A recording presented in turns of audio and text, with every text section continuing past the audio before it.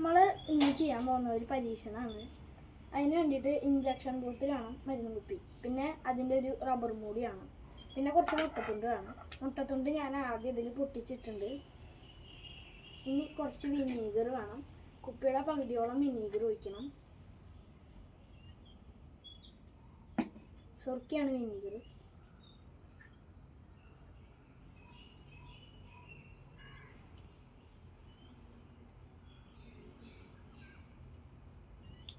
എന്നിട്ട് ഈ റബ്ബർ മൂടി ഇതിലിടുക. വെറുതെ ഒന്ന് ചെറുതായിട്ടൊന്ന് ഷേക്ക് ചെയ്യുക. എന്നിട്ട് കുറച്ച് നേരം വെയിറ്റ് ചെയ്യുക. അപ്പോൾ നിങ്ങൾക്കൊരു മാജിക് കാണാം.